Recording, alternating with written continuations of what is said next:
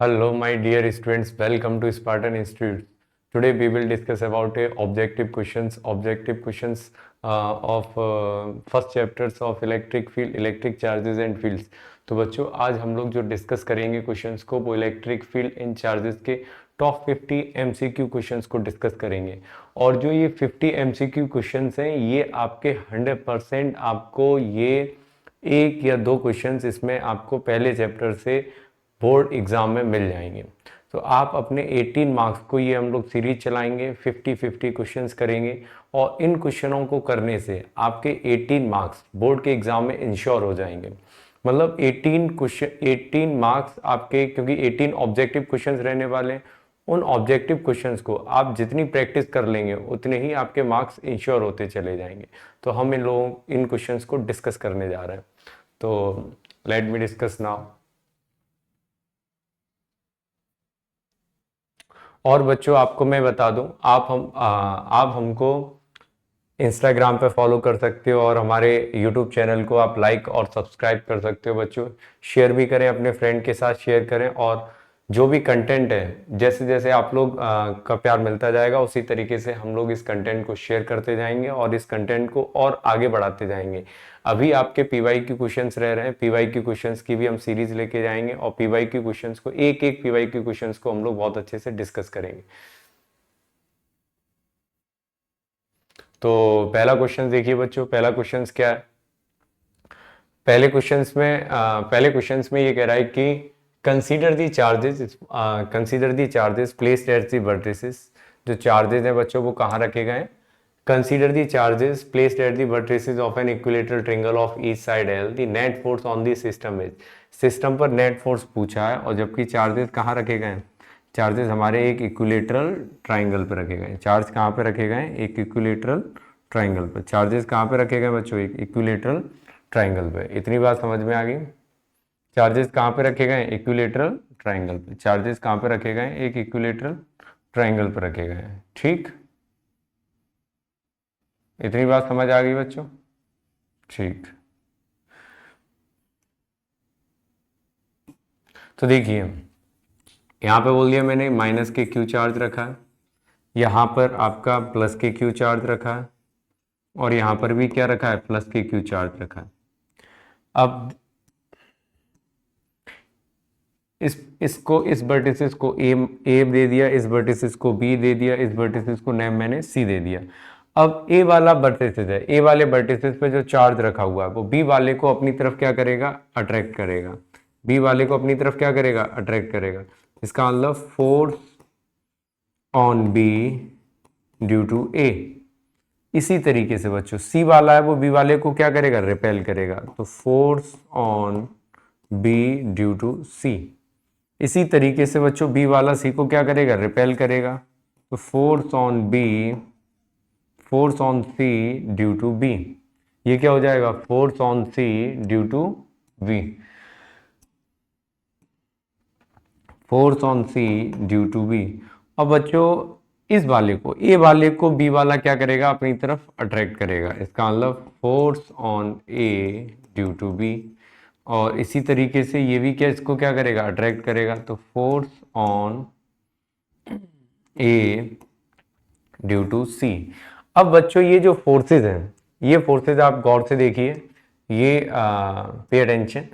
ये जो फोर्सेज हैं, force on A due to B, force on B due to C, force on B due to A, ये जो forces हैं जिनको मैं मार्क कर रहा हूँ, इनकी जो वैल्यूज है, force on A due to B, force on B due to C, force on, ये जो फोर्सेज हैं बी सी और एफ सी बी, इन फोर्सेस की जो वैल्यू है वो किसके बराबर होगी? 1/4 पाई एप्सिलॉन नॉट। इन दोनों चार्जेस का प्रोडक्ट कितना रहेगा? क्यू स्क्वायर डिवाइडेड बाई, ये जो इक्विलेटरल ट्रायंगल हमने लिया है, इस इक्विलेटरल ट्रायंगल की जो साइड है उस साइड को हमने क्या बोल दिया? ए। इस इक्विलेटरल ट्रायंगल की साइड को क्या बोल दिया बच्चों? ए। तो यहाँ पे कितना हो जाएगा? Q square divided by A square. ये फोर्सेज आपस में इक्वल रहेंगे। ये फोर्सेज कैसे होंगे? इक्वल। जब ये फोर्सेज के मैग्नीट्यूड्स इक्वल हैं और बच्चों इनकी जो डायरेक्शन है, और वो डायरेक्शन कैसे? अपोजिट है। यहाँ पर एक और चीज हम करेंगे, देखिए एक और चीज करेंगे, यहां पर ये जो सी है तो इस पे भी फोर्स लगेगा, force on C due to A. अब ये जो फोर्सेज है, force on A C and C है, ये दोनों क्या बच्चों एक दूसरे को क्या कर देंगे, ये कैंसिल आउट कर देंगे। ये दोनों फोर्सेज इसको क्या कर देंगे, कैंसिल आउट। ये वाला फोर्सेज इसको क्या कर देगा, cancel out, because it have a same magnitude but opposite in direction, so it will cancel to each other. Now the net force on, now the net force F net, इन सभी forces का जो vector sum है वो कितना रहने वाला है, 0 रहने वाला है। इन सभी का वेक्टर सम कितना रहेगा, 0 रहेगा। तो ऑप्शन आपका कौन सा हो जाएगा, डी, ऑप्शन डी करेक्ट है यहाँ। सेकेंड क्वेश्चन देखिए, सेकेंड क्वेश्चन में कह रहा है कि which of the following statements is not true about electric field lines. इन चारों स्टेटमेंट में से कौन सा स्टेटमेंट ट्रू नहीं है, किसके लिए, इलेक्ट्रिक फील्ड लाइंस के लिए। तो सबसे पहले इलेक्ट्रिक फील्ड लाइंस, ठीक है, इलेक्ट्रिक फील्ड लाइंस में पहला ऑप्शन नॉट ट्रू। इस क्वेश्चन के ट्रैप में मत आ जाना बच्चों। इस क्वेश्चन में ये कह दिया is not true, electric field के लिए कौन सा ट्रू नहीं होगा। तो सबसे पहला electric field lines start from positive charge end at negative charge. बच्चों ये सही है, लेकिन हमें कौन सा पिक आउट करना है, इनकरेक्ट। इसका मतलब ये ऑप्शंस के हिसाब से, क्वेश्चन के हिसाब से ये सही नहीं होगा। तो electric field lines can never cross each other. तो इलेक्ट्रिक फील्ड लाइंस एग्जैक्टली एक दूसरे को क्रॉस नहीं करती हैं। क्यों क्रॉस नहीं करती हैं, if they are cross to each other तो at the crossing point they have two directions which is impossible.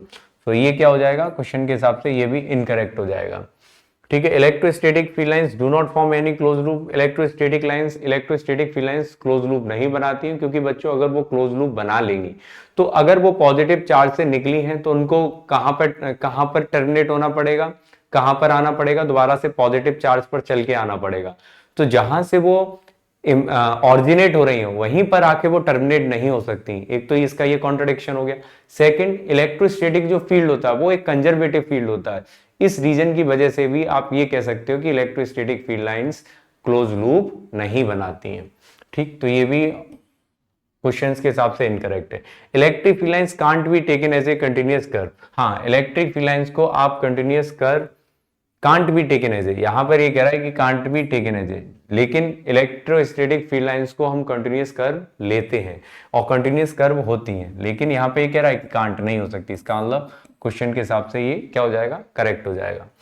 Continuous कैसे ले सकते हैं, क्योंकि देखिए अगर आपके पास पॉजिटिव चार्ज है तो इस पॉजिटिव चार्ज से इलेक्ट्रिक फील्ड लाइंस कंटिन्यूअसली क्या होती रहेंगी, ऑरिजिनेट होती रहेंगी। और ये कहां तक जाएंगी, अप टू, ये कहां तक जाएंगी बच्चों, ये इनफाइनाइट तक जाएंगी। ये कहां तक जाएंगी, इनफाइनाइट तक। ये कहां तक जाएंगी बेटा, इनफाइनाइट तक, ठीक।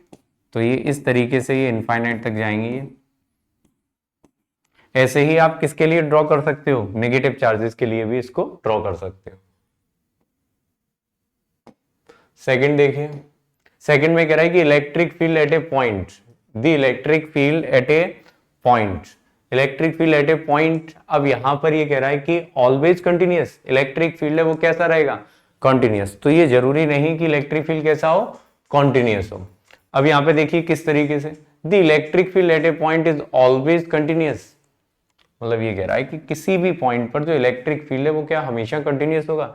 It is not necessary. ये नेसेसरी क्यों नहीं है, ये देखिए, इसका मतलब ये ऑप्शन आपका इनकरेक्ट हो जाएगा। अब देखिए ऑलवेज कंटिन्यूअस क्यों नहीं है, जैसे मैंने एक पॉजिटिव चार्ज ले लिया, एक पॉजिटिव चार्ज ले लिया, ठीक है। इस पॉजिटिव चार्ज से इलेक्ट्रिक फील्ड लाइन निकलेंगी और यहाँ पे बच्चों क्या ले लिया मैंने, एक नेगेटिव चार्ज। पॉजिटिव चार्ज से इलेक्ट्रिक फील्ड लाइंस ऑरिजिनेट हो रही हैं और कहाँ पे आगे फिनिश हो जा रही हैं, नेगेटिव चार्ज पे। कहाँ पे आगे बच्चों फिनिश हो जा रही है, नेगेटिव चार्ज पे।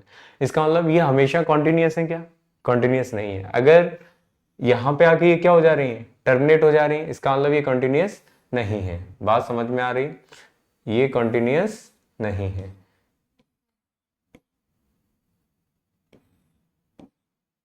इतनी बात समझ में आ गई बच्चों, ये कॉन्टिन्यूअस नहीं है।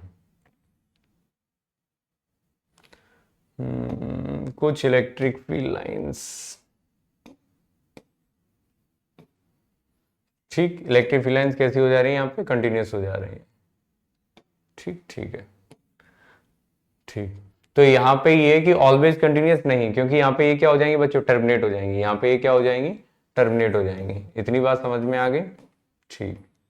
यहाँ पे टर्मिनेट हो जाएंगे, इसका मतलब ये ऑप्शन रॉन्ग। सेकंड ऑप्शन से continuous if there is a no charge at that point. हाँ, तो ये ऑप्शंस बिल्कुल सही है। कैसे? जैसे आपके पास अगर एक पॉजिटिव चार्ज है, इस पॉजिटिव चार्ज से जो इलेक्ट्रिक फील्ड लाइंस निकलेंगी वो कहां तक जाएंगी बच्चों? इनफाइनाइट तक जाएंगी। ये कहां तक जाएंगी? इनफाइनाइट तक जाएंगी। इसका मतलब ये कैसी है? कंटिन्यूअस है। ये कैसी है? कंटिन्यूअस। अगर इसके पास कोई पॉजिटिव चार्ज या नेगेटिव चार्ज आ जा रहा है, जैसे मैंने लेट अस कंसीडर, अगर यहाँ पे कोई नेगेटिव चार्ज आ जा रहा है, क्या आ जा रहा है? Negative charge. नेगेटिव चार्ज आ गया तो यहां से ओरिजिनेट होने के बाद नेगेटिव चार्ज पे जाके क्या हो गई? टर्मिनेट हो गई। इसका मतलब ये कंटिन्यूअस नहीं थी। ठीक है, तो अगर कोई चार्ज लोकेटेड नहीं है इसके पास, अगर कोई चार्ज लोकेटेड नहीं है तो वो टर्मिनेट नहीं हो पाएगी। टर्मिनेट नहीं हो पाएगी, इसका मतलब वो कैसे जाएगी? कंटिन्यूअस जाएगी। तो continuous if there is no charge at that point, ये सही है। Discontinuous if there is a charge, अगर यहां पर चार्ज आ जाता है, यहां पर कोई क्या आ गया बच्चों? चार्ज आ गया। अगर यहां पर कोई चार्ज आ जाता है तो इस वजह से ये क्या हो जाएंगी? डिसकंटिन्यूअस हो जाएंगी, क्योंकि वहां पे जाके टर्मिनेट हो जाएंगी। इसका मतलब ये भी ऑप्शन सही है। अगर बी और सी ऑप्शन सही है तो इसका मतलब कौन सा ऑप्शन आप करेक्ट करके आओगे? Option D. कौन सा हो जाएगा आपका? Option D. इतनी बात समझ में आ गई? इतनी बात बच्चों समझ में आ गई कि नहीं? ठीक है, नेक्स्ट क्वेश्चन देखिए। नेक्स्ट क्वेश्चन में कह रहा है electric flux through the surface. हमें इलेक्ट्रिक फ्लक्स को फाइंड आउट करना है। ये आपको सरफेस दी गई है, इसमें 4 सरफेसेस दी गई हैं जिसके अंदर चार्ज है। वो चार्ज को बहुत अच्छे से देख लीजिए। सभी सरफेसेस के अंदर जो चार्ज है वो कितना रहने वाला है? Plus K Q. सभी सरफेसेस के अंदर जो चार्ज है वो कितना है? Plus K Q. कितना चार्ज प्रेजेंट है बच्चों? Plus K Q. और चारों की चारों कैसी सरफेसेस हैं? क्लोज सरफेसेस हैं। कैसी हैं? Close surfaces. फिर ऑप्शंस में कह रहा है कि इन फिगर इलेक्ट्रिक फ्लक्स के बारे में हमें डिस्कस करना है कि इलेक्ट्रिक फ्लक्स यहाँ पे एक में लार्जेस्ट है, लीस्ट है, स्मॉलर। इलेक्ट्रिक फ्लक्स के बारे में हमें डिस्कस करना है यहाँ पे। तो according to Gauss's theorem, according to Gauss's theorem, Gauss's theorem के हिसाब से जो फ्लक्स होता है, flux phi is equal to summation Q divided by epsilon naught. Flux यही होता है। यहां पर जो समेशन क्यू होता है इसको पढ़ेंगे हम charge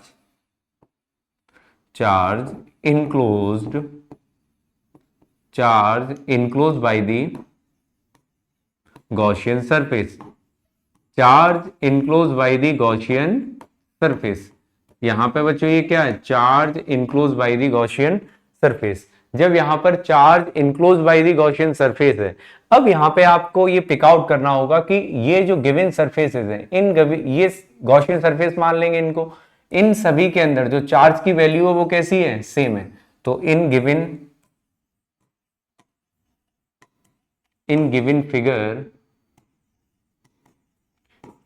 figure charge enclose by the each figure, in given figure charge enclosed, charge enclosed कैसा है बच्चों? सेम है। चार्ज इनक्लोज कैसा है? सेम है। अगर चार्ज इनक्लोज सेम है इसका मतलब सबके लिए समेशन क्यू की वैल्यू सेम है, और एप्सिलॉन नॉट वो तो कांस्टेंट है। इसका मतलब मैं यहां से ये कह सकता हूं कि सभी के लिए फाई की वैल्यू कैसी होगी? सेम। तो इसका मतलब electric flux is same for all the figures. Electric flux is the same for all the figures. इतनी बात समझ आ गई बच्चों? इतनी बात समझ आ गई? नेक्स्ट क्वेश्चन देखिए। Next question, a thin disc. Next question में ये कह रहा है a thin disc of radius v is equal to 2a। एक थिन डिस्क है जिसकी रेडियस कितनी है?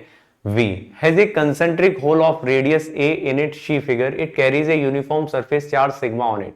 If the electric field on its axis at a height h from its center is given as cs, then value of c is। देखिए बच्चों, इसको हम लोग कैसे क्वेश्चंस करेंगे? बहुत ही इंपॉर्टेंट क्वेश्चंस है और मेरे हिसाब से ये इंटरेस्टिंग क्वेश्चंस भी है। Very very interesting question, very very interesting questions. देखिए क्वेश्चंस क्या है। क्वेश्चंस में ये कह रहा है कि ये thin disc of radius b, एक डिस्क है हमारे पास, एक थिन डिस्क है। ये बच्चों मैंने ले लिया एक थिन डिस्क। एक क्या ले लिया हमने? एक थिन डिस्क। अब थिन डिस्क हो गया ये, ठीक है। A thin disc of radius b is equal to 2a। इसकी जो रेडियस है बच्चों, इसकी रेडियस कितनी है? इसकी रेडियस है b is equal to 2a। इसकी रेडियस बच्चों कितना है? b is equal to 2a। Has a concentric hole. इसके पास एक कंसेंट्रिक होल है। इसके पास बच्चों क्या है? Concentric hole. Concentric hole of radius a in it she figure. और इसकी रेडियस कितनी बच्चों? इसकी रेडियस कितनी है ए, इसकी रेडियस कितनी है ए, इसका मतलब इसके पास एक होल है जिसकी रेडियस कितनी ले ली मैंने ए, ठीक। In it carries a uniform surface charge sigma on it, और इस पे बच्चों ये क्या है, सिग्मा चार्ज है। इस पूरी बॉडी पे कैसा चार्ज है, सिग्मा चार्ज है, sigma charge on it. If the electric field on its axis at A height H, questions को समझना, इलेक्ट्रिक फील्ड हमें निकालना है, ये पॉइंट P है, इस P पॉइंट पर हमें इलेक्ट्रिक फील्ड को फाइंड आउट करना है एट ए हाइट h, और ये यहां से कितनी हाइट पर है, h हाइट पर। कितनी हाइट पर, h हाइट पर, वर्टिकल हाइट पर। और h की जो वैल्यू है वो लेस देन है क्या, a से।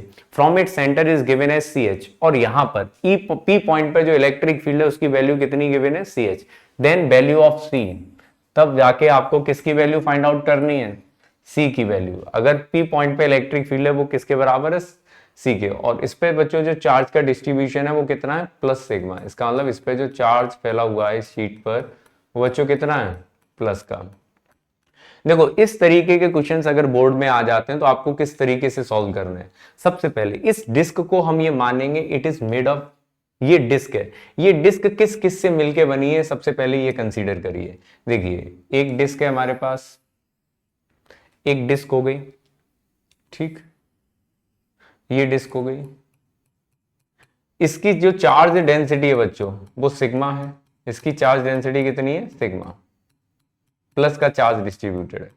इसमें कितना चार्ज डिस्ट्रीब्यूटेड बच्चों, प्लस का। इसकी जो सरफेस चार्ज डेंसिटी है वो कितनी है, प्लस के सिग्मा, ठीक। और हम मानेंगे ये मिलके बनी हुई है किससे, एक डिस्क से, एक और डिस्क से मिलके बनी हुई है। और उस डिस्क का जैसे ये एक और डिस्क से मिलके बनी हुई है, एक और डिस्क से मिलके बनी हुई है। इस डिस्क का, इसका जो रेडियस है बच्चों वो कितना है, v is equal to 2a, और इसका रेडियस कितना है, इसका रेडियस है a, इसका रेडियस कितना है a। लेकिन बच्चों ये मिलके बनी हुई है नेगेटिव चार्ज से। ये किससे मिलके बनी हुई है, नेगेटिव चार्ज। और इसकी जो सरफेस चार्ज डेंसिटी है वो कितनी है, माइनस के सिग्मा। सरफेस चार्ज डेंसिटी कितनी है, माइनस के सिग्मा, माइनस का नेचर है इसका। अब इन दोनों को जब आप ऐड करोगे तो सिचुएशन ये बनेगी, इन दोनों को जब आप ऐड करोगे तो सिचुएशन ये बनेगी। इसका मतलब हम यहां से ये बोल सकते हैं कि जो P पॉइंट है, P पॉइंट पर जो इलेक्ट्रिक फील्ड होगा वो P पॉइंट पे इलेक्ट्रिक फील्ड किस किस की वजह से होगा, एक ये वाली डिस्क की वजह से होगा और एक इस वाली डिस्क की वजह से होगा। और दोनों की वजह से जो इलेक्ट्रिक फील्ड होगा उसको हम क्या कर देंगे, ऐड कर देंगे। इसकी वजह से इसको मैंने वन नाम दे दिया और इसको क्या नेम दे दिया मैंने, 2। अब P पॉइंट पे इलेक्ट्रिक फील्ड बताना है हमें, P पॉइंट पे क्या बताना है, इलेक्ट्रिक फील्ड। P पॉइंट पे इलेक्ट्रिक फील्ड को देखो कैसे बताओगे, तो मैंने कह दिया at point P, at point P। जैसे एक रिंग की वजह से इलेक्ट्रिक फील्ड होता है ऐसे ही एक डिस्क की वजह से इलेक्ट्रिक फील्ड होता है। तो मैं यहाँ पे P पॉइंट पे इलेक्ट्रिक फील्ड बता रहा हूं बच्चों, किसकी वजह से, E1 की वजह से। तो P पॉइंट, सबसे पहले P पॉइंट पे ये पॉजिटिव चार्ज है, इसकी वजह से जो इलेक्ट्रिक फील्ड होगा वो अवे होगा। और ये है बच्चों नेगेटिव चार्ज, इसकी वजह से जो इलेक्ट्रिक फील्ड होगा वो डाउनवर्ड होगा, E2। अब मैं E1 की वैल्यू निकाल लूं, E1 की वैल्यू होती है sigma upon 2 epsilon not, bracket में 1 माइनस, ब्रैकेट में कितना रहता है बच्चों, 1 माइनस, ब्रैकेट में कितना रहता है, 1 माइनस। इतनी बात समझ में आ गई, 1 माइनस। देखिए यहां पर ये जो हाइट है, ये हाइट कितना दे रखा है, यहां पर ये आपके पास जो हाइट है वो हाइट कितना दे रखा है, वो हाइट देखिए, हाइट ये दे रखा है आपको h। कितना हाइट दे रखा है बच्चों, h हाइट। कितना हाइट दे रखा है, h। तो फॉर्मूला इसका क्या होता है, 1 माइनस ये वाली distance h upon square root of इसका जो रेडियस है, इसका रेडियस कितना है, इसका रेडियस आपने कितना लिया है, v, square root of v square plus h square. ये है E1, ये क्या निकाल लिया मैंने, E1। ऐसे ही इसकी वजह से इलेक्ट्रिक फील्ड कितना होगा, E2। और ये कितना होगा, sigma upon 2 epsilon naught 1 minus h upon square root of, इसकी रेडियस बच्चों कितना है, a स्क्वायर, और इसकी रेडियस कितना है, इसकी हाइट कितनी है, यहां से इस डिस्क की हाइट कितनी है, h डिस्टेंस है। अब इन दोनों की वजह से जो मैं इलेक्ट्रिक फील्ड को निकालूंगा, इलेक्ट्रिक फील्ड के लिए मैं क्या करूंगा, इन दोनों को बस सब्ट्रैक्ट कर दूं। सब्ट्रैक्ट कीजिए, सब्ट्रैक्ट देखो कैसे करेंगे। तो net electric field E net at P, E net कितना आएगा, ई नेट क्वेश्चन में कितना गिवन है, क्वेश्चन में गिवन है सी एच, क्वेश्चन में कितना गिवन है सी एच, तो सी एच बच्चों किसके बराबर हो जाएगा, सी एच बराबर हो जाएगा sigma upon 2 epsilon naught bracket में 1 minus H upon square root of, यहां पे लिखा है बच्चों v, और v किसके बराबर है 2a के, v किसके बराबर है 2a के, तो होल स्क्वायर कितना हो जाएगा 4a square plus H square minus sigma upon 2 epsilon naught bracket में 1 माइनस के H upon square root of, यहां पर लिखा है 4a स्क्वायर, वहां पर रेडियस कितना था a स्क्वायर, तो a स्क्वायर प्लस के H square. This is the situation, ये है सिचुएशन, ये है बच्चों क्वेश्चन की सिचुएशन। अब इसको हमें सॉल्व करना है, इसको हमें क्या करना है सॉल्व। अब देखिए सॉल्व कैसे करोगे, सिग्मा अपॉन 2 एप्सिलॉन नॉट, इस पूरे एक्सप्रेशन में से मैंने कॉमन ले लिया, इस पूरे एक्सप्रेशन में से मैंने उसको क्या कर लिया कॉमन, तो 1 माइनस एच अपॉन, यहां से बच्चों 4a स्क्वायर, यहां पर कितना है 4a स्क्वायर, तो मैंने यहां से 2a को कॉमन ले लिया, या 4a स्क्वायर को कॉमन लिया, तो यहां पे कितना हो जाएगा 2a, और यहां पे कितना बचेगा 1 plus H square upon 4a square, इतना आएगा, इतना आएगा बच्चों की नहीं, ठीक है। और यहां पर देखिए क्या बचेगा, यहां पर ये माइनस, ये क्या हो जाएगा माइनस का हो जाएगा, माइनस के 1, और ये minus minus plus H upon, यहां से मैंने कॉमन ले लिया ए स्क्वायर को, ए स्क्वायर को कॉमन लूंगा तो कितना कॉमन आएगा A square root of 1 plus H square upon A square. This is the situation, 1 से बेटा 1 कैंसिल आउट, 1 से क्या हो गया 1 कैंसिल आउट। अब यहां पर देखिए ये क्वेश्चन सही था, ऐसे क्वेश्चन आ भी सकते हैं बोर्ड में।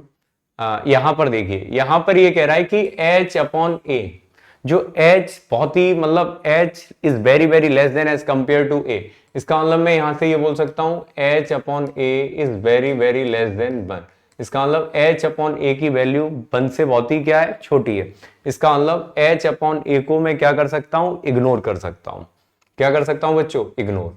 तो देखिए h अपॉन a की वैल्यू 1 से बहुत छोटी है, उस केस में मैं इसको क्या कर सकता हूं इग्नोर, तो ये क्या बनेगा, ये बचेगा बच्चों सिग्मा अपॉन 2 एप्सिलॉन नॉट, 1 से 1 कैंसिल आउट हो चुका है, यहां से क्या आएगा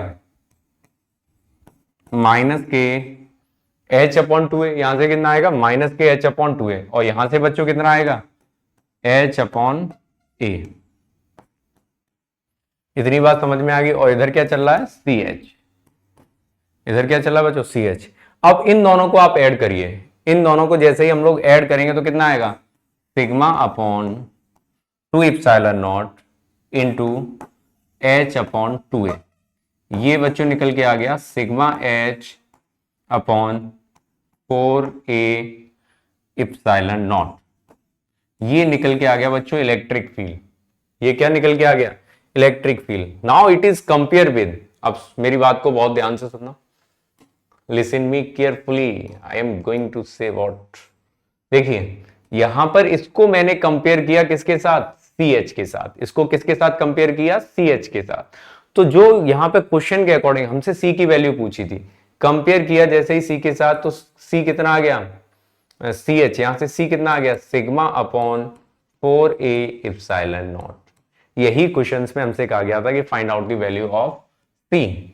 देखिए कौन सा ऑप्शन है sigma upon 4a epsilon naught, sigma upon 4a epsilon naught, option C कौन सा है option C. Now it is correct. Question अच्छा था, इंटरेस्टिंग था, करके देखना। अगला क्वेश्चन देखिए, अगले क्वेश्चन में ये है कि N electric dipole with dipole moment, एक इलेक्ट्रिक डायपोल है जिसका डायपोल मोमेंट कितना है 2 × 10⁻⁻⁹। इसका मतलब बच्चों आपको क्या गिवन है, आपको क्वेश्चंस के डाटा के अकॉर्डिंग देखा जाए तो डायपोल मोमेंट गिवन है, डायपोल मोमेंट को हम पी से रिप्रेजेंट करने हैं जिसकी वैल्यू कितनी है 2 × 10⁻⁻19 कूलम मीटर। फिर ये कह रहा है is railing at 30 degree with the direction of a uniform electric field. Questions के अकॉर्डिंग ये है बच्चों कि ये है एक इलेक्ट्रिक फील्ड, क्वेश्चंस के अकॉर्डिंग ये है एक इलेक्ट्रिक फील्ड, और हमारा प्यारा बच्चों तो ये है एक डायपोल। ये हमारा क्या है? डायपोल। ये हमारा क्या है? एक डायपोल। ये डायपोल है जिसका ये डायपोल मोमेंट p वेक्टर हो गया। ये इलेक्ट्रिक फील्ड के साथ 30 डिग्री एंगल बना रहा है। इलेक्ट्रिक फील्ड के साथ कितना बच्चों एंगल बना रहा है? 30 डिग्री। और क्वेश्चन में जो हमें गिवन है, और क्या गिवन है data? Electric field. Electric field कितना गिवन है? 4 into 10 to the power 4, 4 into 10 to the power 4 newton पर कूलम। और क्वेश्चंस में क्या गया है? कहा गया है कि calculate the magnitude of the torque. आपको क्या निकालना है? Torque. What is the formula of a torque? जब भी हम किसी भी इलेक्ट्रिक डायपोल को इलेक्ट्रिक फील्ड में रखते हैं तो वो एक टॉर्क एक्सपीरियंस करता है। क्या एक्सपीरियंस करेगा? टॉर्क। और जो टॉर्क है, उस टॉर्क की जो वैल्यू होगी वो क्या होगी बच्चों? P cross E। इसका मतलब PE sine theta. Value of torque is PE sine theta. क्या होता है वैल्यू टॉर्क का? PE sine theta. तो P यहां पे कितना है? P है यहां पे 2 into 10 to the power minus 19। Electric field की वैल्यू कितनी है? 4 into 10 to the power 4 sine 30। Sine 30 की वैल्यू कितनी होती है बच्चों? 1/2। साइन 30 1/2 रखा, ये कितना आ गया? 2 2 जा 4, 4 into 10 to the power 4 into 10 to the power minus के 15। कितना आया बच्चों? 4 into 10 to the power minus के 15। कितना आया? 4 into 10 to the, I think कुछ गड़बड़ है बच्चों। हाँ, यहां पर देखो, हाँ एक क्वेश्चन, एक सिली मिस्टेक है, यहां पर ये 1 नहीं होना चाहिए। ठीक है, अगर ये 1 है तो इस ऑप्शंस को करेक्ट कर लेना। ये ऑप्शंस कितना हो जाएगा? 4 इंटू 10 टू दी पावर, ये कितना आ गया? 4 into 10 to the power minus के 15। कितना आ गया? 4 into 10 to the power minus के 15। आंसर कितना आ गया? 4 into 10 to the power minus 15। ये ऑप्शंस थोड़ा बच्चों करेक्ट कर लेना। ये ऑप्शंस में बता रहा हूं, ये कितना हो जाएगा? 4 into 10 to the power minus के 15। यहां पर 1 आएगा, यहां पर क्या आएगा? 1 आएगा। ओके ओके बच्चों, ठीक। नेक्स्ट क्वेश्चन देखिए, ए पॉइंट चार्ज। अगला क्वेश्चन है, a point charge 10 microcoulomb is placed at the centre of a hemisphere. एक पॉइंट चार्ज है जिसको कहां पे रखा गया? Place at the centre of a hemisphere. बच्चों कहां पे रखा गया? Centre of a hemisphere of radius r। उस हेमीस्फीयर की रेडियस कितना है बच्चों? r is equal to 10 centimetre. Radius 10 centimetre है। The electric flux through the hemisphere. हमें इलेक्ट्रिक फ्लक्स की वैल्यू निकालनी है m केस में। किसकी वैल्यू निकालनी है? इलेक्ट्रिक फ्लक्स की। तो देखिए क्वेश्चंस में, देखिए, देखिए बच्चों, यहां पर ये आ चुका है हमारा, ये क्या आ चुका है बताओ जल्दी से। ये आ चुका है हमारे पास एक हेमीस्फीयर। इस हेमीस्फीयर के क्वेश्चंस में कह रहा है ये point charge 10 microcoulomb is placed at the centre. ये यहां पर सेंटर पर एक चार्ज रखा गया प्लस क्यू, जिसकी वैल्यू कितनी बच्चों? 10 माइक्रोकूलम। जिसकी वैल्यू कितनी है? 10 माइक्रोकूलम। और रेडियस जिसकी कितनी है? 10 सेंटीमीटर। इसकी बच्चों रेडियस कितनी है इस हेमीस्फीयर की? इस हेमीस्फीयर की रेडियस है 10 सेंटीमीटर। इस हेमीस्फीयर की रेडियस कितनी बच्चों? 10 centimetre. The electric flux through the hemisphere. अब हमें इलेक्ट्रिक फ्लक्स की वैल्यू निकालनी। एक बात बताइए, अगर ये पूरा स्फीयर होता, अगर ये पूरा एक स्फीयर होता, अगर ये पूरा एक हॉलो स्फीयर होता, अगर ये पूरा बच्चों क्या होता है? एक हॉलो स्फीयर। अगर ये पूरा एक हॉलो स्फीयर होता, अगर ये पूरा एक हॉलो स्फीयर होता और इसके सेंटर पे चार्ज रखा होता प्लस क्यू, तो अकॉर्डिंग टू गॉसेस लॉ जो इससे फ्लक्स होता, फ्लक्स कितना पास होता? Q divided by epsilon naught. Flux कितना पास होता? Q divided by epsilon not. लेकिन बच्चों ये क्या, हमें जो फ्लक्स निकालना है वो फ्लक्स किससे निकालना है? एक हेमीस्फीयर से। इसका मतलब इस फ्लक्स का आधा पार्ट ही किससे पास होगा? इस हेमीस्फीयर से पास होगा। Now flux passing through the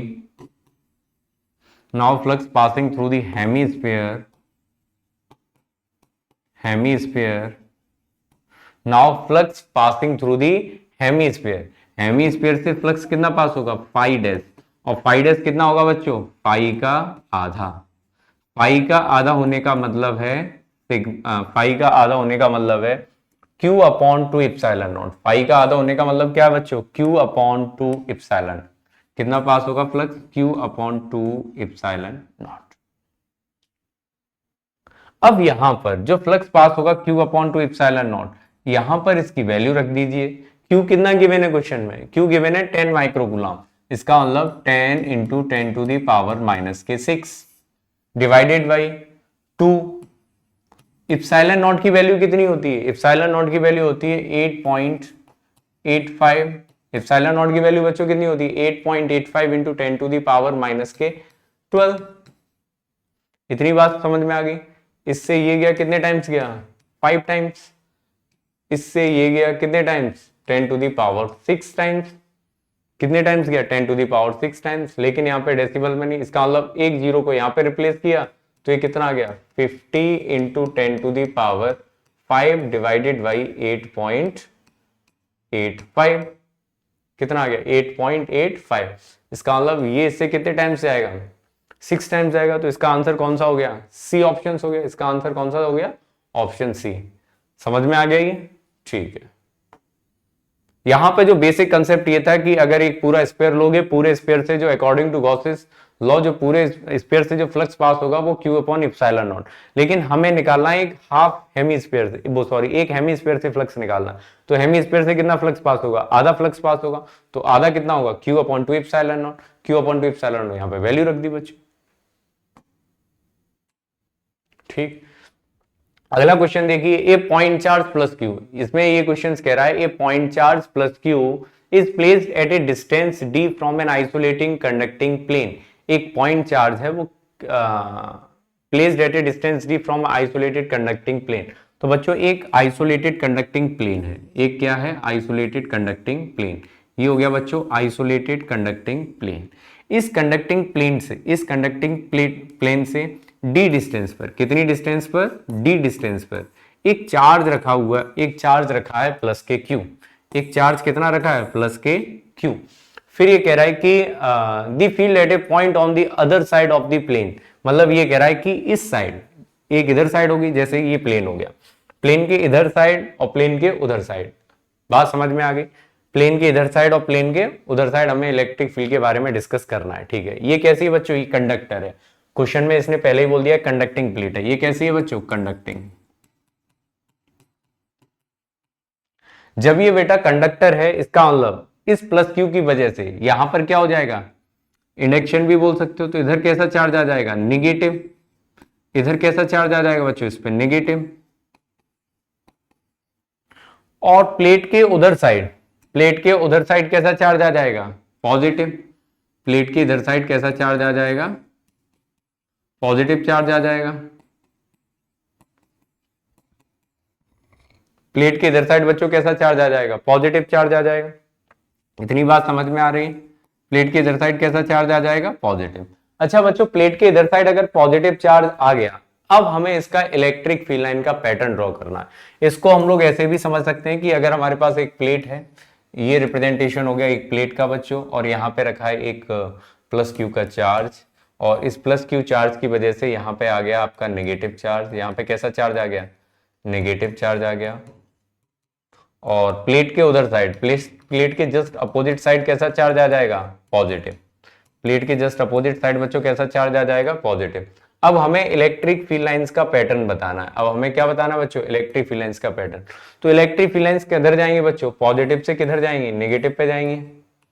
positive से किधर जाएंगे बच्चों, नेगेटिव पे जाएंगे। लेकिन ये वाली जो इलेक्ट्रिक फील्ड लाइंस है, ये क्या क्या करेंगे, ये दूर जाएंगे। अब ऑप्शंस को देख लीजिए, ऑप्शंस इसमें कह रहा है कि directed perpendicular to the plane, directed perpendicular to the other side पूछ रहा है बच्चों, तो ये वाली है अदर साइड, ठीक है। फिर ये कह रहा है कि directed perpendicular to the plane and away from the plane, directed perpendicular to the plane and away from the plane. तो बताइए अवे फ्रॉम दी प्लेन होंगी कि नहीं होंगी, बिल्कुल ऑप्शन इसका ए करेक्ट हो जाएगा। इसका कौन सा ऑप्शन करेक्ट हो जाएगा बच्चों, ए। ठीक है, directed perpendicular to the plane but towards the plane, towards the plane नहीं है। Directed radially away from the point charge, point charge से अवे, अवे भी नहीं है पॉइंट चार्ज से, ठीक है। फिर ये कह रहा है directed radially towards the point charge, point charge की तरफ, पॉइंट चार्ज की तरफ भी नहीं है। इसका मतलब ऑप्शन इसका ए करेक्ट हो जाएगा। 9 क्वेश्चन देखिए, 9 क्वेश्चन में कह रहा है if there were only one type of charge in the universe. बच्चों ये कह रहा है कि अगर यूनिवर्स में सिर्फ एक ही तरीके का चार्ज प्रेजेंट है, यूनिवर्स में सिर्फ कितना चार्ज प्रेजेंट है, एक ही तरीके का चार्ज प्रेजेंट है। इसका मतलब चाहे आप पॉजिटिव ले सकते हो चाहे आप नेगेटिव ले सकते हो, दोनों तरीके के चार्ज नहीं, सिर्फ एक तरीके का चार्ज प्रेजेंट है। देन क्या क्या पॉसिबल ऑप्शंस हो सकते हैं वो हमें बताने हैं, क्या क्या पॉसिबल ऑप्शंस हो सकते हैं। इतनी बात समझ में आ गई, वो देखिए।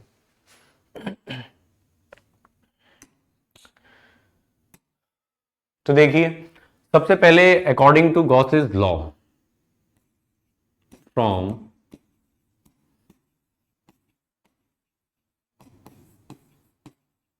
गॉसेस लॉ, गॉसेस लॉ के हिसाब से जो फ्लक्स होता है phi, phi is equal to integration E dot D S is equal to summation Q divided by epsilon naught. Gauss's law यही रहता है बच्चों, यही रहता है गॉसेस लॉ। अब यहां पर सबसे पहला ऑप्शन हमें देखना है, E dot D S not equal to zero on any surface. यहां पे ये कह रहा है कि ई डॉट डी एस कभी भी जीरो नहीं होगा ऑन एनी सरफेस। क्या ये पॉसिबल ऑप्शन है? Let's check. देखिए अगर एक टाइप का चार्ज प्रेजेंट है और मैंने ये ले लिया बच्चों एक गॉसियन सरफेस है, ये क्या है गॉसियन सरफेस अगर ये गॉसियन सरफेस है और इस सरफेस के अंदर कोई चार्ज ही प्रेजेंट नहीं है, no charge, no charge present, अगर इसके अंदर कोई चार्ज प्रेजेंट नहीं है तो क्या इलेक्ट्रिक फ्लक्स जीरो नहीं होगा? तो इलेक्ट्रिक फ्लक्स को कितना होना चाहिए? जीरो। इलेक्ट्रिक फ्लक्स जीरो होने का मतलब है surface integral E dot D S कितना होना चाहिए? जीरो होना चाहिए। लेकिन ये क्या कह रहा है कि not equal to zero, zero नहीं होना चाहिए। इसका मतलब ये ऑप्शंस क्या हो गया? ये ऑप्शंस आपका इनकरेक्ट हो गया। ये ऑप्शंस क्या हो गया? इनकरेक्ट। ये कह रहा है कि E dot D S is equal to zero if the charge is outside the surface. देखो अगर यहां पे कोई चार्ज प्रेजेंट नहीं है, एक टाइप का चार्ज प्रेजेंट है, वो मैंने बोल दिया किधर प्रेजेंट है? आउटसाइड। अगर वो आउटसाइड चार्ज प्रेजेंट है तो ई डॉट डी एस कितना हो जाएगा बच्चों? जीरो। क्योंकि गॉसेस लॉ में हम कौन से चार्जेस को कंसीडर करते हैं? केवल उसी चार्ज को कंसीडर करते हैं जो गॉसियन सरफेस के अंदर प्रेजेंट है। फिर ये कह रहा है कि E dot D S could not be defined. ऐसा तो है नहीं कि हम डिफाइन ना कर पा रहे, इसका मतलब ये ऑप्शन क्या हो जाएगा? रॉन्ग हो जाएगा। फिर ये कह रहा है कि surface integral E dot D S is equal to Q upon epsilon naught if charges of magnitude Q were inside the surface. तो रियली ये क्या था? Gauss's theorem. गॉसेस थ्योरम में क्या था कि अगर कोई चार्जेस है बच्चों, अगर कोई क्या है, जैसे ये क्या है आपके पास? एक गॉसियन सरफेस। ये क्या है बच्चों? एक गॉसियन सरफेस। ये क्या है? एक गॉसियन सरफेस। ये क्या है बच्चों? एक गॉसियन सरफेस। और गॉसियन सरफेस में अगर कोई चार्ज इनसाइड रखा गया है तो इसका मतलब फ्लक्स जीरो हो नहीं सकता, फ्लक्स जीरो हो नहीं सकता। फ्लक्स कितना होगा?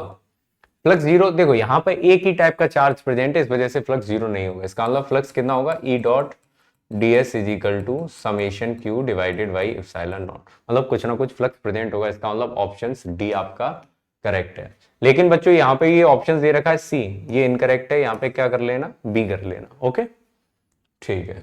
नेक्स्ट क्वेश्चन, नेक्स्ट क्वेश्चन देखिए। नेक्स्ट क्वेश्चन में ये कह रहा है कि थ्री चार्जेस, तीन चार्जेस प्रेजेंट है बच्चों, 1 माइक्रोकूलम एंड माइनस के एंड माइनस के 1 microcoulomb and 2 microcoulomb are kept at the vertices A, V and C of an equilateral triangle ABC of 10 centimeter side respectively. The resultant force on the charge at C. हमें C पर resultant force निकालना। बच्चों हमें किस पे resultant force निकालना है? C पे। तो सबसे पहले एक इक्विलेटरल ट्रायंगल बना लें, एक इक्विलेटरल ट्रायंगल बना लें। ये हमारा हो गया बच्चों एक इक्विलेटरल ट्रायंगल। ये क्या हो गया हमारे पास? एक इक्विलेटरल ट्रायंगल। ये हो गया A, इसकी साइड हो गई A, इसकी साइड बोल दी मैंने B, और इसकी साइड कितनी बोल दी बच्चों? C। फिर ये कह रहा है कि 1 माइक्रोकूलम यहां पर रखा गया है, यहां पर रख दिया बेटा यहाँ पे रख दिया 1 माइक्रोकूलम, यहाँ पे कितना रख दिया 1 माइक्रोकूलम, और यहाँ पे रख दिया माइनस के 1 माइक्रोकूलम, ठीक। और यहाँ पर रख दिया कितना 2 माइक्रोकूलम, यहाँ पे कितना रख दिया बच्चों 2 माइक्रोकूलम वर्टिसिस सी पे।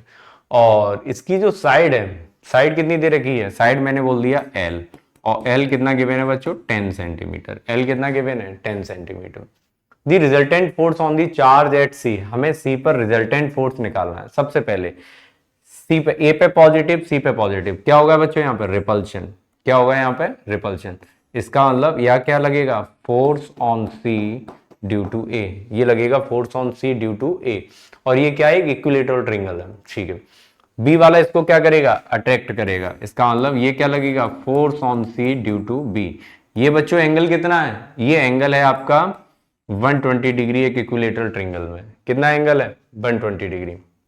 अब मेरी बात सुनिए, इन दोनों के बीच चार्ज कैसे हैं 2 माइक्रोकूलम 1 माइक्रोकूलम, यहां भी 1 माइक्रोकूलम और यहां भी कितना है 2 माइक्रोकूलम। यहां पर इन दोनों के बीच जो फोर्स की वैल्यू है, फोर्स का जो मैग्नीट्यूड है वो बच्चों कैसा आएगा सेम आएगा, फोर्स का मैग्नीट्यूड कैसा आएगा सेम। तो मैं यहां पे लिख दे रहा हूं magnitude of force on C due to A is equal to force on C due to B, और इसकी वैल्यू कितनी होगी, इसकी वैल्यू होगी 1/4 पाई एप्सिलॉन नॉट। आपकी सुविधा के लिए बता दूं, लेकिन यहाँ पे कोई रिक्वायरमेंट नहीं है। 2 into 10 to the power -6, 1 into 10 to the power -6 divided by इनके बीच का सेपरेशन, जो मैंने सेपरेशन कितना दे रखा है 10 सेंटीमीटर, इसको मीटर में कन्वर्ट किया तो 0.1 का होल स्क्वायर, ठीक है। ये फोर्स दे रखा है, लेट से इसको मैंने F बोल दिया, इसको मैंने क्या बोल दिया बच्चों F, इसको मैंने क्या बोल दिया F। अब यहां पर देखो जो गिवन सिचुएशन है, गिवन सिचुएशन के हिसाब से एक वेक्टर ये है force on C due to B, और दूसरा वेक्टर है बच्चों कुछ ऐसे force on C due to A, इसको भी मैंने F बोल दिया है, इसको भी मैंने F बोल दिया है। ये एंगल है बच्चों 120 डिग्री पर, तो इनका रिजल्टेंट कहीं कुछ ऐसे आएगा।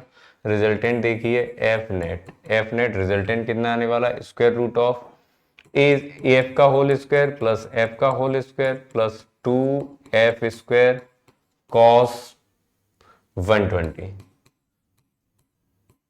कॉस 120 की वैल्यू कितनी होती है बच्चों -1/2, तो ये कितना हो जाएगा 2f square plus 2f square plus कितना हो गया ये प्लस के 2f स्क्वायर इंटू -1/2, ये कितना हो गया बच्चों, ये कुल मिला के एफ नेट किसके बराबर आ गया, एफ नेट एफ के बराबर आ गया, एफ नेट किसके बराबर आ गया एफ के। अब हमें यहां से एफ की वैल्यू निकाल लेनी है। एफ की वैल्यू देखिए, एफ की वैल्यू के कैसे सॉल्व करोगे, इसकी वैल्यू कितनी होती है 9 इंटू 10 टू दी पावर 9, इसकी वैल्यू कितनी होगी 9 इंटू 10 टू दी पावर 9, और ये वैल्यू कितनी हो जाएगी, ये 0.1 है, ऊपर जाएगा तो प्लस के ऊपर जाएगा तो कितना हो जाएगा 100 हो जाएगा 100। इसका मतलब इसको सॉल्व करेंगे 10 to the power -6, 10 to the power -6, ये कितना हो गया 10 टू दी पावर -12। अब ये बच्चों हो गया 10 टू दी पावर -12, और दो नीचे से पहुंच गया, इसका मतलब कितना हो गया 10 to the power 10 to the power -10, 10 to the power -10, और यहां से बन गया 9 इंटू 10 टू दी पावर 9, इसका मतलब 10 टू दी पावर -10 और 10 टू दी पावर 9, ये कितना हो गया 10 टू दी पावर -1, और 9 इंटू 2 18, इसका मतलब 1.8। इसका ऑप्शन कौन सा करेक्ट हो गया, ऑप्शन बी 1.8। ओके, तो ये कितना आ जाएगा, इसको जब आप सॉल्व करोगे तो ये आएगा 1.8 newton. After solving it you will get a 1.8 newton, so option B is correct. Okay, option B इस तरीके से बच्चों क्या हो जाएगा करेक्ट हो जाएगा। अब देखिए question number 11, question number 11 check out करिए। क्वेश्चन नंबर 11 में ये बोल रहा है, क्वेश्चन नंबर 11 में बोला है consider a region inside which there are various type of charges but the total charge is zero at point outside the region the electric field is necessary। मतलब सबसे पहले क्वेश्चंस को समझ लीजिए अच्छे से।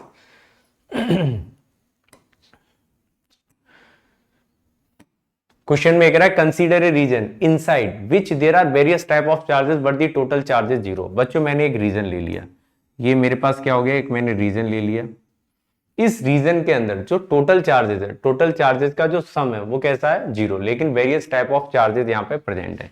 मैंने बोल दिया यहाँ पे एक Q1 प्रेजेंट है और Q2 प्रेजेंट है और यहाँ पे माइनस के Q3 प्रेजेंट है और यहाँ पे कितना प्रेजेंट है माइनस के Q4।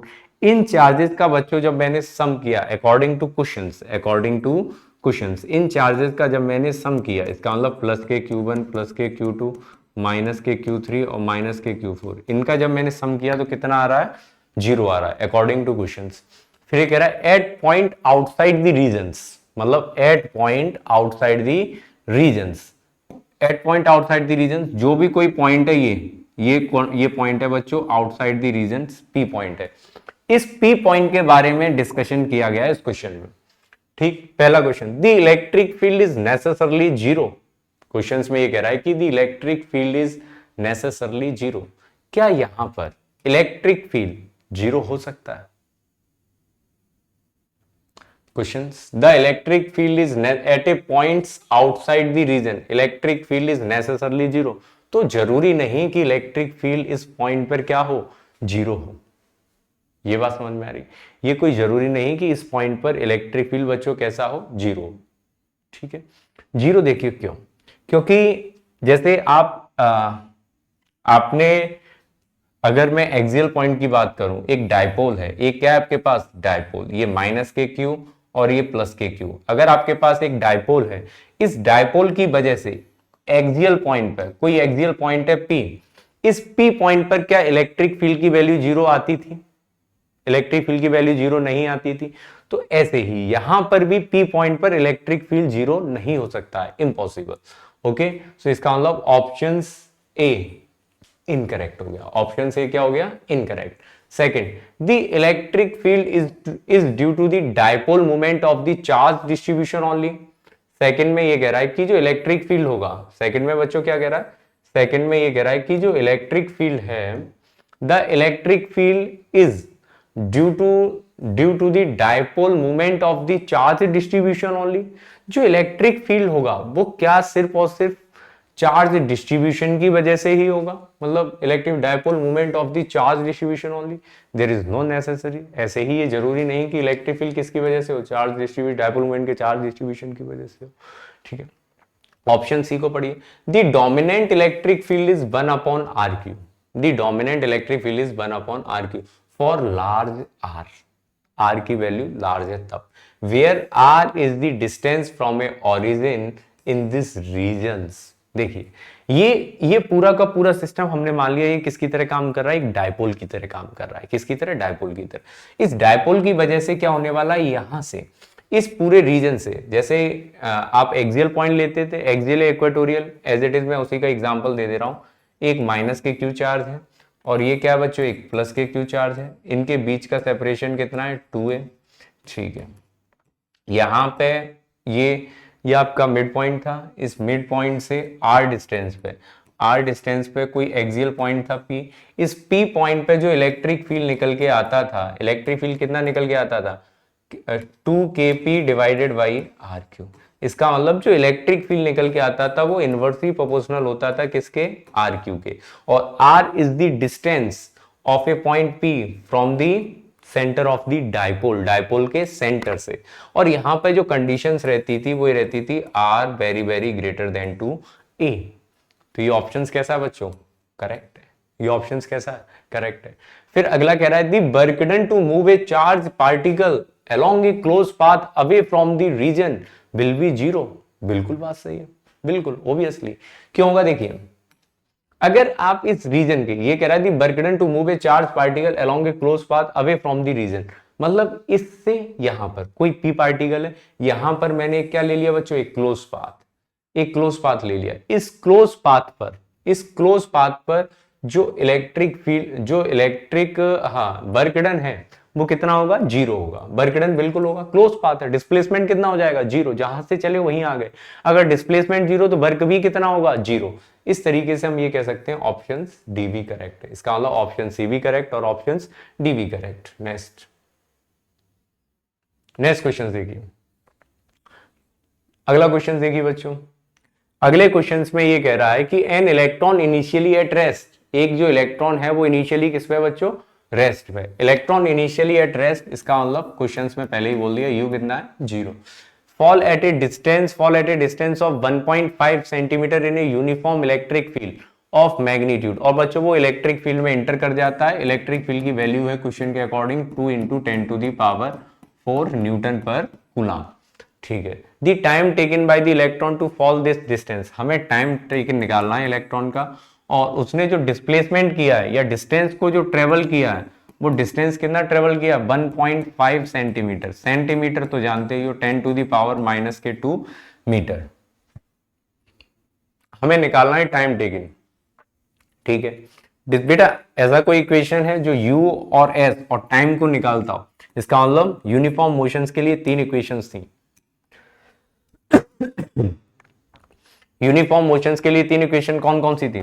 इसमें से लगेगी s = ut plus half at²। s कितना दे रखा है, 1.5 × 10⁻⁻2 इज इक्वल टू u कितना दे रखा है क्वेश्चन में बेटा, 0, तो हाफ। अब बात आती है एसिलरेशंस की। तो बच्चों मैं बता दूं एसिलरेशंस, F = कितना लगेगा, जब भी कोई चार्ज पार्टिकल इलेक्ट्रिक फील्ड में मूव करता है तो उस पर इलेक्ट्रिक फोर्स लगेगा, और इलेक्ट्रिक फोर्स की जो वैल्यू होगी वो कितनी होगी, Q × E। और न्यूटन के सेकंड लॉ से F किसके बराबर होता है, ma के। तो यहां से A आ जाएगा आपके पास कितना, QE/m। A कितना आ जाएगा, QE/m। यहां पर जो हम वैल्यू रखेंगे वो कितनी रखेंगे, QE/m इंटू बच्चों कितना, t², इंटू कितना, t²। अब वैल्यू को सब्स्टिट्यूट कर लो और फाइंड आउट कर लो। देखिए वैल्यू को सब्स्टिट्यूट करता हूं और फाइंड आउट वैल्यू। तो 1.5 × 10⁻⁻2 is equal to half Q, charge कितना है, इलेक्ट्रॉन है, तो 1.6 × 10⁻⁻19। और बच्चों इलेक्ट्रिक फील्ड कितना गिवन है क्वेश्चन में, 2 × 10⁴, तो 2 × 10⁴ डिवाइडेड बाई, और यहाँ पे t² चलेगा, यहाँ पे मैंने लिख दिया t²। ठीक है, और m कितना गिवन है, 9.1 × 10⁻⁻31। इतनी बात समझ आ गई? ठीक है, यहां पर देखिए इस 2 से ये 2 गया, पावर को सॉल्व कर लीजिए। पावर को सॉल्व करेंगे तो देखिए 31 और ये कितना हो गया, 35 और 19 यहां पर बच्चों, ये हो गया 31, 35 और ये 19 है। 19 का मतलब कितना हो गया, 19, ये पावर आएगा बच्चों 16। तो क्वेश्चन क्या यहाँ पे बना, 1.5 × 10⁻⁻2 और यहाँ पे आ गया 10⁻16। कितना आ गया, 16। 35 और 16 प्लस के 16 और प्लस के 16 इधर भी आएगा। ठीक है, कैलकुलेशंस बची है बेटा, कैलकुलेशंस 9.1 डिवाइडेड बाई 1.6 इतना आया। और यहाँ पे जो पावर है is equal to t²। t² के लिए बेटा मैं यहाँ से t को हटाऊं, स्क्वायर को हटाऊंगा, इधर क्या आ जाएगा, स्क्वायर रूट। यहाँ पे क्या आ जाएगा, स्क्वायर रूट आ गया। अब बात आती है पावर की। अब पावर देखिए 31 कितना हो गया, 35 इसको सॉल्व किया तो कितना आ गया, कितना आ गया 16। अब 16 को यहाँ पे भेज दिया तो कितना आ गया, -16, और -16 ऊपर जाएगा तो कितना हो गया, -16 ऊपर जाएगा तो कितना हो गया, -16 हो गया। समझ गए होगे तो बेटा, ये कैलकुलेशन अपने हिसाब से खुद करना। 35, 19, 16 नीचे आया, ऊपर गया माइनस का 16।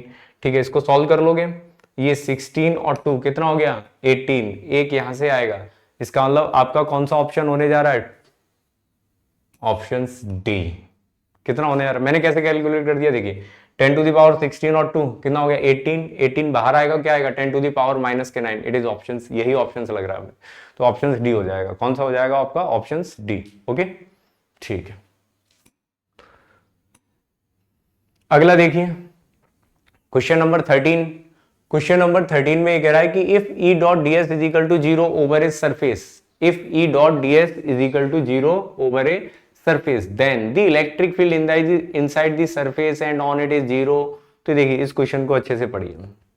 इस क्वेश्चन में ये कह रहा है कि अगर, इस क्वेश्चन में बच्चों ये कह रहा है कि अगर integral E dot D S, integral E dot D S is equal to zero. कितना हो गया? E dot D S is equal to zero हो गया ओवर ए सरफेस। इसका मतलब E dot D S is equal to zero होने का मतलब क्या है? Flux zero. E dot D S zero होने का मतलब क्या है बच्चों? यहां से फ्लक्स जीरो है। यही गॉसेस लॉ होता है। क्या जीरो बच्चों? फ्लक्स। और फ्लक्स जीरो होने का मतलब है, फ्लक्स जीरो होने का मतलब क्या है? फ्लक्स जीरो होने का मतलब है फाई जीरो। और फाई जीरो कब हो सकता है? फाई जीरो कब हो सकता है बताओ? फाई जीरो कब हो सकता है? जब जैसे ई डॉट डी एस जीरो हो गया। अब आपको ऑप्शन देखने पड़ेंगे। The electric field inside the surface, the electric field inside the surface and on it is zero. जरूरी नहीं। देखो कैसे जरूरी नहीं, यहां पे दो कंडीशन निकल के आती हैं। दो कंडीशंस क्या निकल के आती हैं देखिए। जैसे एक इलेक्ट्रिक फील्ड सरफेस, ये सरफेस हो गए, ये सरफेस हो गई, ठीक है। इलेक्ट्रिक फील्ड ऐसे है और ये सरफेस का एरिया हो गया। ये क्या हो गया? एरिया हो गया, या फिर इसको डीएस बोल दिया मैंने, ठीक है, डीएस हो गया। इनके बीच एंगल 90 है, तब भी फ्लक्स क्या हो जाएगा बच्चों? जीरो। तब भी फ्लक्स क्या हो जाएगा? जीरो। तो इस क्वेश्चन में ये कह रहा है the electric field inside the surface, the electric field inside the surface and on it is zero. जरूरी नहीं। अगर ई डॉट डी एस जीरो है, इसका मतलब जरूरी नहीं होता है कि ई जीरो हो, ठीक है। ये भी पॉसिबल है कि इन दोनों का डॉट प्रोडक्ट क्या हो? जीरो हो। डॉट प्रोडक्ट जीरो होने का मतलब है कि ई डॉट डी एस कैसा हो? जीरो हो। बात समझ में आई? Doesn't mean E equal to zero. इस लाइन का मतलब ये नहीं है कि ई की वैल्यू जीरो होगी। इन दोनों का डॉट प्रोडक्ट जीरो है बच्चों, ठीक है। तो ऑप्शन ए क्या हो जाएगा? रॉन्ग हो जाएगा। Option B, the electric field inside the surface is necessarily uniform. Electric field inside the surface, जैसे बच्चों मैंने एक सरफेस ले ली, अगर इस सरफेस के अंदर इलेक्ट्रिक फील्ड कैसा है? यूनिफॉर्म है। इलेक्ट्रिक फील्ड कैसा है? यूनिफॉर्म। अगर इसके अंदर इलेक्ट्रिक फील्ड यूनिफॉर्म है तो क्या जरूरी है कि इलेक्ट्रिक फील्ड जीरो? नहीं। ऑप्शन बी भी क्या हो जाएगा? इनकरेक्ट।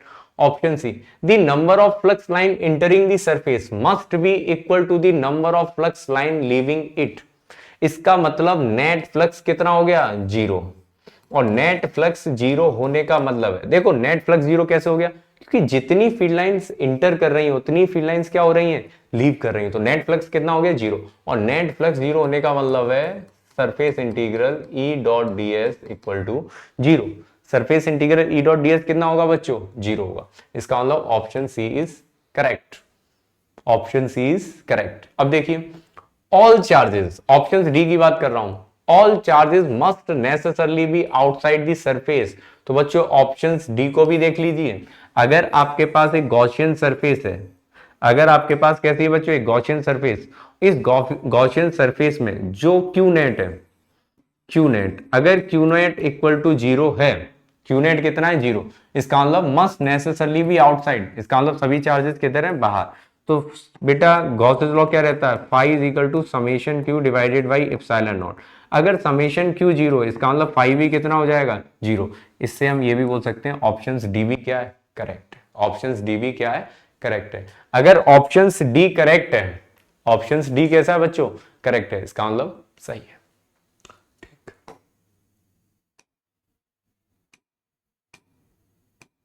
अगला देखिए, एक क्वेश्चंस, अच्छा 13 14, इसमें ये कह रहा है कि when air is replace by a dielectric medium, अगर एयर को रिप्लेस कर दिया dielectric medium of constant K, the maximum force of attraction between two charges separated by a distance, separated by a distance increases k times, remains unchange, decreasing k times, increases k inverse times. क्या कहना चाह रहा है इस questions को? ये questions क्या कहना चाह रहा है? देखिए क्वेश्चंस में ये कहना चाह रहा है बच्चों, ये व्हेन एयर इज रिप्लेस, मतलब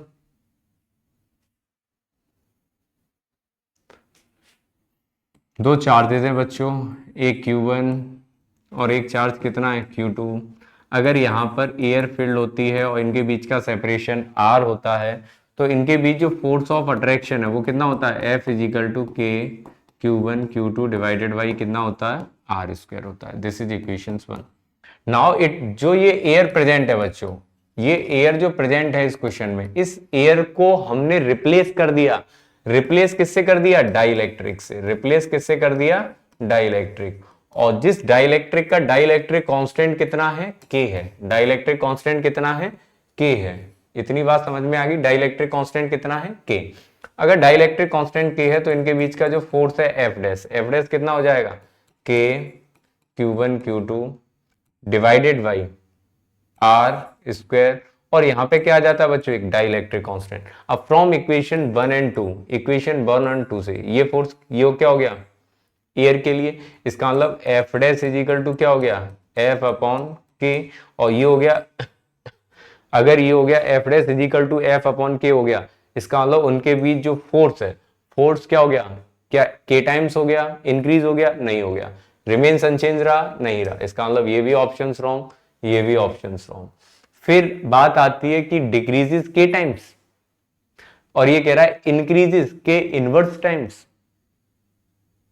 बात समझ में आ रही, यहां पे ये कह रहा है डिक्रीजेस के टाइम्स या फिर इंक्रीजेस 1 अपॉन के टाइम्स, तो आप कैसे बोलोगे, कितने टाइम्स डिक्रीज हो रहा है, इसका मतलब इंक्रीजेस के इनवर्स टाइम्स, के इनवर्स टाइम्स का मतलब है फोर्स ऑफ डिक्रीज ही होगा, फोर्स तो क्या होगा, डिक्रीज, लेकिन यहाँ पे के टाइम्स फोर्स डिक्रीज हो रहा है क्या, नहीं हो रहा है, ठीक है। तो यहाँ पे आप चेक कर लोगे, ऑप्शंस को चेकआउट कर लेना, ठीक है। 1 अपॉन के मतलब एफ इज इक्वल टू कितना हो जाएगा, 1 अपॉन के हो जाएगा, और यहाँ पे आप देख लोगे, इन दोनों में से देख लेना, ठीक है। क्वेश्चन कंसेप्ट समझ में आ गया। यहाँ पे जो देखो एफ डैश है, एफ डैश के टाइम्स क्या हो जाएगा, डिग्रीज हो जाएगा, एफ के टाइम्स क्या हो जाएगा, डिग्रीज हो जाएगा, ठीक है। सेकंड क्वेश्चन देखिए, if EA is the electric field strength of a short dipole at a point on its axial line and is the that on the equatorial line at the same distance, then, इसका मतलब equatorial, equatorial और axial. अब यहाँ पे देखिए ये electric field कहां पर है, ऑन इट्स एक्सियल लाइन, इसका मतलब ए एक्सियल, तो ई एक्सियल कितना होता है बच्चों, 2kp divided by R Q, यही फॉर्मूला होता है, दिस इज इक्वेशन 1। और ई इक्वाटोरियल कितना होता है, ई इक्वाटोरियल होता है के पी डिवाइडेड बाई कितना, आर क्यू, ये हो गई इक्वेशंस 2। इतनी बात समझ में आ गई।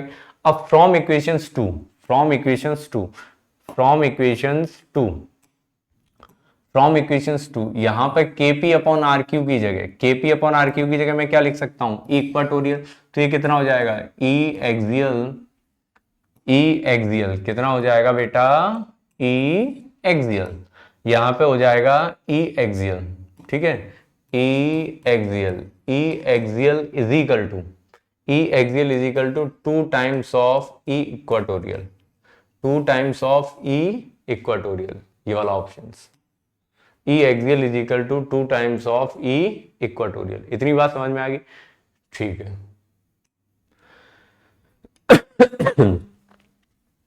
अगला देखिए, a polythene piece rubbed with a wool is found to have a negative charge of 6 into 10 to the power minus के 7, the number of electrons transfer to polythene from wool is. कर लोगे बच्चों, ये सिंपल क्वेश्चन है, इसको कर लेना, ठीक है। अगला देखिए, अगला क्वेश्चन ये कह रहा है कि if the total flux through the faces of the cube, the total flux through the faces of the cube with side of length a, if a charge q is placed at corner a, इसमें ये कह रहा है कि if जो charge की value है, इसमें यहां पे इन्होंने क्या करवाया है, चार्ज की वैल्यू की बात कर रहा है, ठीक है, दी total flux through the faces of the cube with side of length a if charge q is placed at corner a of the sides। देखो चार्ज को जब आप कहां रखोगे, कॉर्नर पे रखोगे, जब चार्ज को आप कहां रखोगे, कॉर्नर पे रखोगे, चार्ज को जैसे ही आप कॉर्नर पे रखोगे तो क्या आने वाला है, वो हम लोग चेकआउट कर रहे हैं, ठीक है। देखिए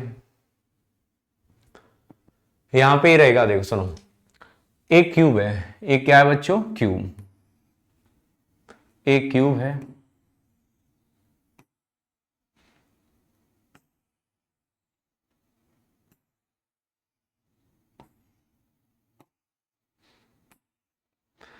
जो चार्ज है बच्चों वो यहां पे रखा गया है, चार्ज कहां पे रखा गया है, यहां पर रखा गया, एक कॉर्नर पे रखा गया है।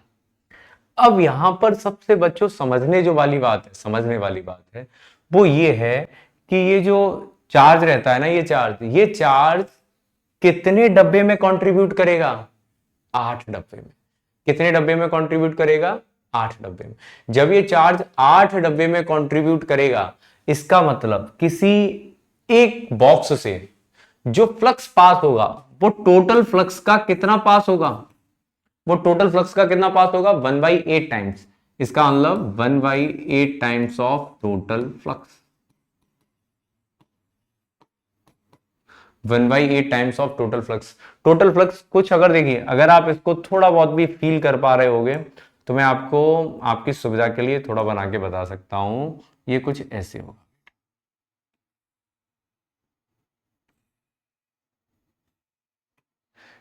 ये पोर्शन हो गया,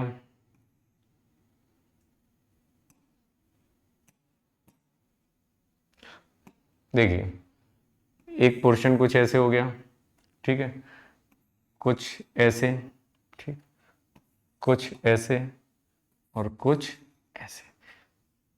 अब समझ में आ रहा होगा थोड़ा बहुत। ऐसे 4 डब्बे ऊपर रखे होंगे तो 4 डब्बे किधर रखे होंगे, नीचे। तो ये वाला जो 4 है, ये वाला किस में पार्टिसिपेट करेगा, 4 में पार्टिसिपेट करेगा। इसका मतलब टोटल फ्लक्स, और टोटल फ्लक्स कितना होगा, Q अपॉन एप्सिलॉन नॉट। समझ आ गया होगा।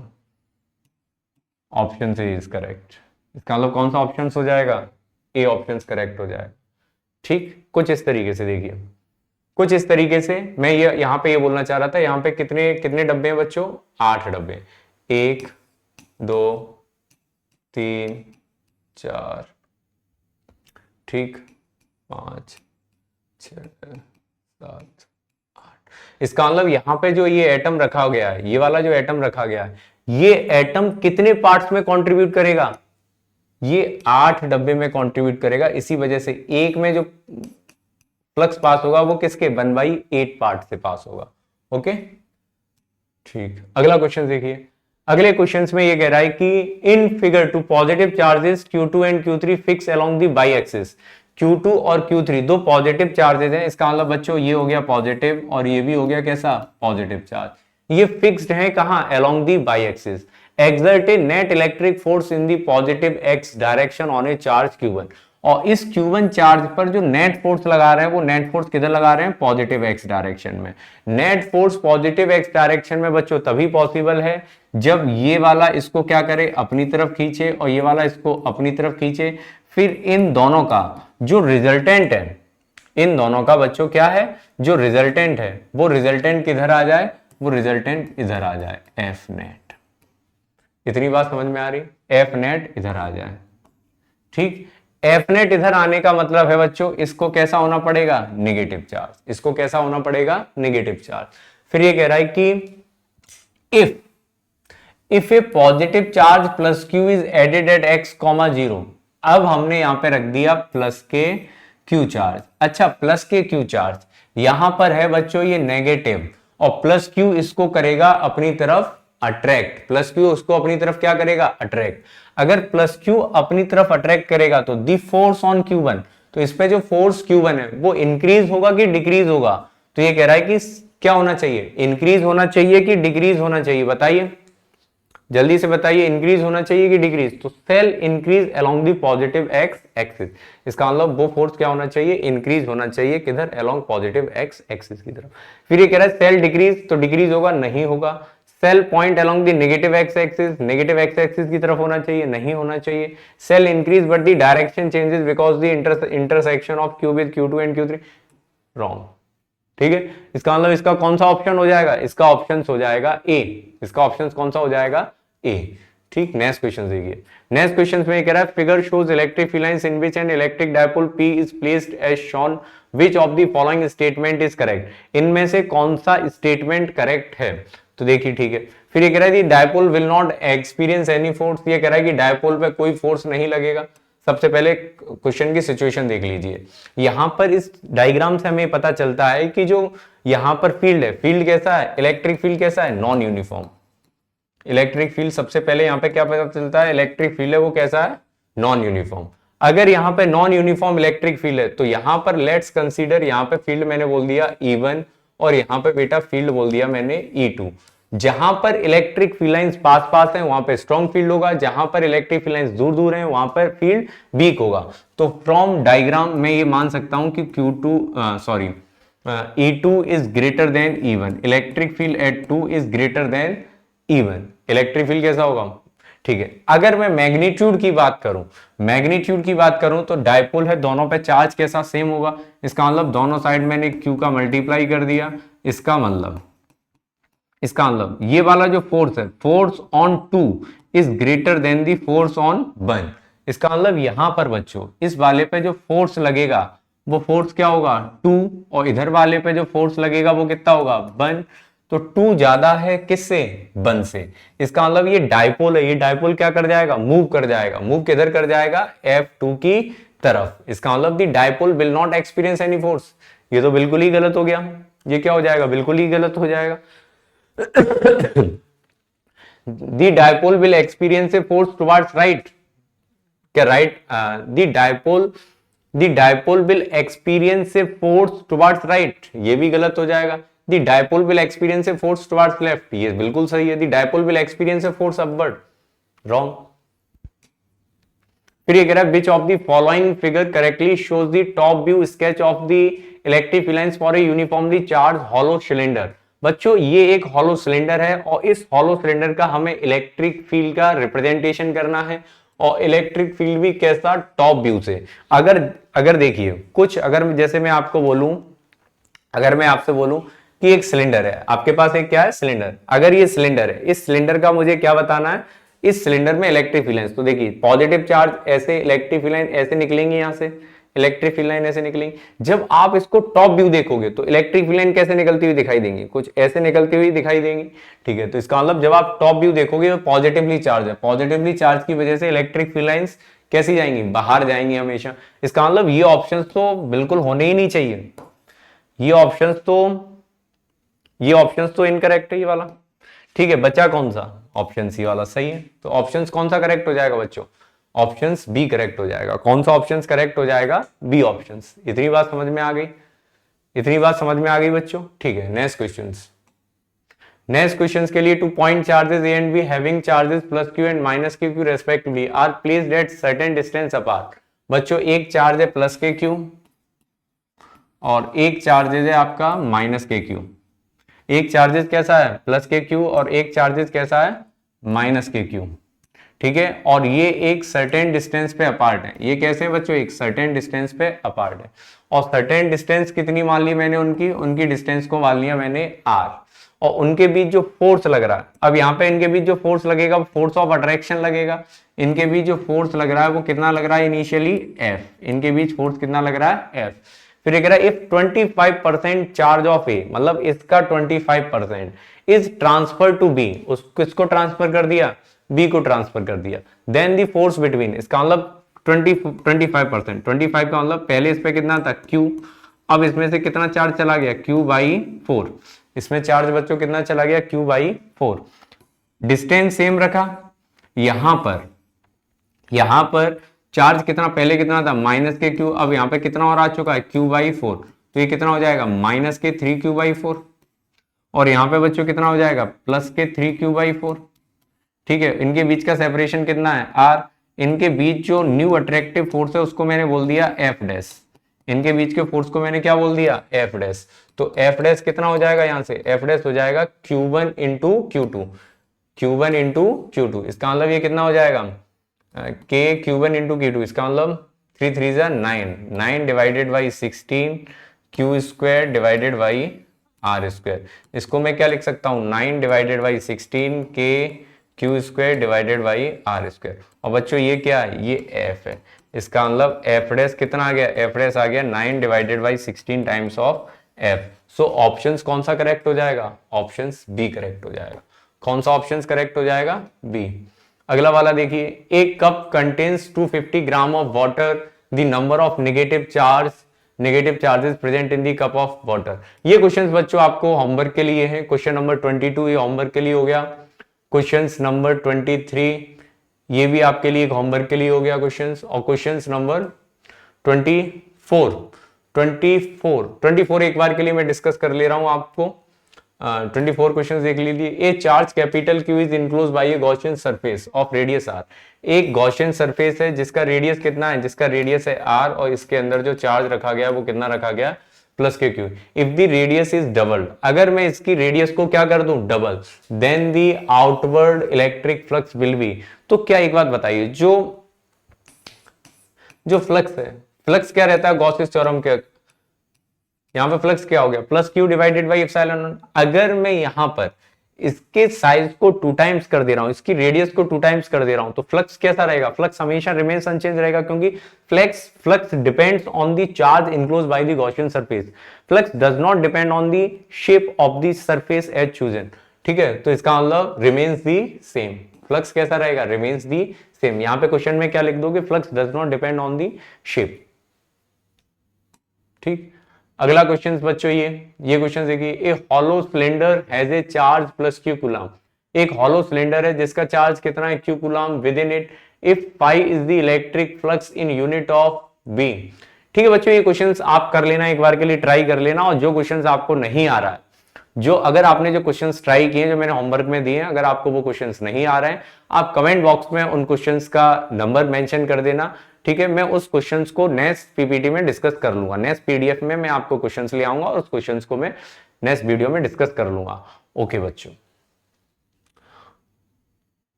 ठीक है बच्चों, आप थोड़ा सपोर्ट दीजिए बच्चों, और इनको हमें सब्सक्राइब, हमारे चैनल को सब्सक्राइब भी कर दीजिए, और हमें फॉलो भी कर लीजिए, फॉलो कर लीजिए, फेसबुक पे फॉलो कर लीजिए, और इंस्टाग्राम पे फॉलो कर लीजिए बच्चों। ठीक है, तो बच्चों ठीक है, इन क्वेश्चंस को, लेकिन आप एक बात मैं और बता दूं, आप जो क्वेश्चंस नहीं आ रहे हैं उनको एक बार के लिए मुझे बता देना, मैं अगली पीडीएफ में डिस्कस कर लूंगा। ओके बच्चों, वेल ठीक है बच्चों, ठीक है बच्चों, थैंक यू।